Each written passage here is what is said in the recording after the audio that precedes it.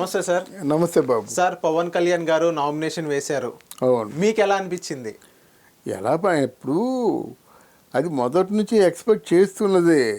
ప్రచారానికి వచ్చినప్పుడే వాళ్ళల్లో ఆలోచన విధానంలో ఒక పవిత్రత ఉందండి.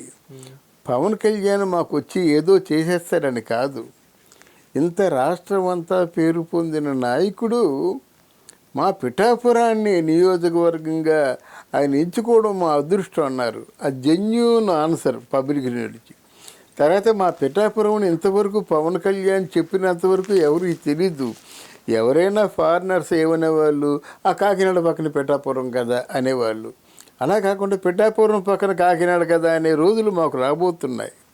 ఒకటి, పవన్ కళ్యాణ్ గారికి భక్తి ఎక్కువ.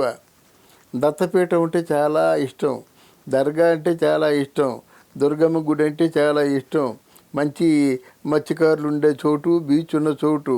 వీళ్ళకి ఏంటంటే ఇది ఒక టూరిజం స్పాట్గా డెవలప్ చేస్తాడు. దీనివల్ల కొంతమంది ఎవరి వృత్తులు వారు ఆ విషయంలో బిజీగా ఉంటారు. ఫర్ ఎగ్జాంపుల్, ఇప్పుడు పిఠాపురం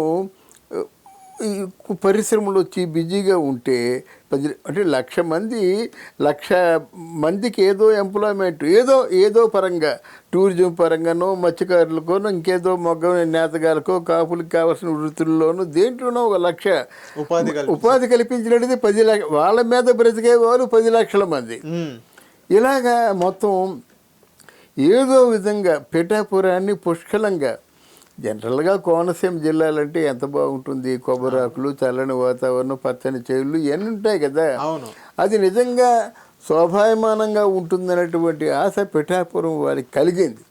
కనుకనే ఎవరైనా డబ్బులు ఇచ్చినా డబ్బులు ఇవ్వకపోయినా వాళ్ళు డబ్బులు పెట్టుకొని వాళ్ళు పవన్ కళ్యాణ్ చూడడానికి వెళ్తున్నారు. అందువలన ఈరోజు నామినేషన్ అనేది ఇంకోలాగా ఊహించుకున్నారు. అందరూ చిరంజీవి గారు వీళ్ళందరూ వచ్చి చాలా సినిమా వచ్చి హడావిడి చేస్తానని ఊహించుకున్నారు. కానీ పవన్ కళ్యాణ్ చాలా తెలివైన పని చేశాడు. ఎందుకంటే ఇక్కడ మొదటి నుంచి ఈయన వాగుతున్నది ఏంటంటే సింహం సింగిల్గా వస్తుంది, పందులే 10 మంది వస్తారని చెప్పాడు. కరెక్ట్ కదా. ఇప్పుడు యాక్చువల్గా ఇక్కడ సింహం ఎవరు? పవన్ కళ్యాణ్ సింహం. ఆయన మీదకేమో చంద్రశేఖర్ రెడ్డి, ముద్రగడ, మిథున్ రెడ్డి, ఆ పార్టీలో ఇన్ఛార్జీలు అందరూ, తూర్పుగోదావరి జిల్లాలో ఉన్న వాళ్ళు ఇన్ఛార్జీలు అందరూ, ఆన్లోకర్స్ కొంతమంది, అబ్జర్వర్స్ కొంతమంది, ఎప్పటికప్పుడు వేగుల్లాగా ఇన్ఫర్మేషన్ ఇచ్చిన వాళ్ళు కొంతమంది. అంటే వీళ్ళందరూ కలిసి 20 మంది పందులు అయ్యారు కదా. పవన్ కళ్యాణ్ ఒక్కడే. అందువలన వాళ్ళు ఏ ముఖం పెట్టుకొని తలెత్తుకొని ఈ తాలూకు నామినేషన్ని విఘ్నం చేద్దాం అనుకున్నారు. కానీ ఎక్కడికెక్కడ జన సైనికులు అడ్డుకుంటూ ఈరోజు యాక్చువల్గా పవన్ కళ్యాణ్ తాలూకు నామినేషన్కి ఏదో అంతరాయం కలిగించాలని చాలా ప్రయత్నం చేశారు. పవన్ కళ్యాణ్ మన జగన్మోహన్ రెడ్డి చెప్పింది కూడా ఏమిటంటే, మీరు ఏం చేస్తారో నాకు తెలీదు, నామినేషన్కి ఏదో విఘ్నం కలిగించాలి. ఆ సెంటిమెంట్ ఏంటంటే నామినేషన్లోనే విఘ్నం కలిగిందంటే ఇక వాడేం గెలుస్తాడరా అని ప్రజల్లో ఒక మైండ్ సెట్ని మార్చాలన్న ప్రయత్నంతో విఘ్నం కలిగించాలని చూశారు. కానీ ఆయన చాలా అక్కడ గొల్లపురువుల దగ్గర నుంచి మామూలుగా క్యూలు కట్టేసి జనం ఉన్నారు. జనం ప్రభంజనం. వాళ్ళు చెప్పినట్టు చూస్తే వాళ్ళు నిజంగా 1,00,000 ఓట్ల మెజారిటీతో పవన్ గెలుపు పక్క. దీంట్లో సందేహించవలసిన అవసరం లేదు. వంగా గీత మీద ఎవరికి పెద్దంతా లేదు. కానీ ఒకవేళ పిఠాపురంలో వర్మ పోటీ చేసినట్టయితే ఇండిపెండెంట్గా పోటీ చేసినా గెలుస్తారనే అభిప్రాయం పిఠాపురం వాసులకు ఉంది. అది పాత కథ కదా.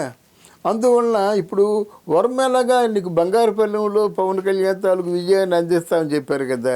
అది అయిపోయింది ముగిసింది కదా. కనుక నామినేషన్ దిగ్విజయంగా వేశాడు. అందరి ప్రజల తాలూకు, ముఖ్యంగా పిఠాపురంలో చిన్న పెద్ద ఎవరిని అడిగినప్పుడు కూడా, చదువు రాని వాడిని అడిగినప్పటికీ, చదువుకున్న వాడిని అడిగినప్పుడు కూడా ఒకటే సమాధానం, మేము గెలిపించేది పవన్ కళ్యాణ్ని. మనం కూడా మనస్ఫూర్తిగా పవన్ కళ్యాణ్కి ఆల్ ద బెస్ట్ చెప్దాం. Thank you sir.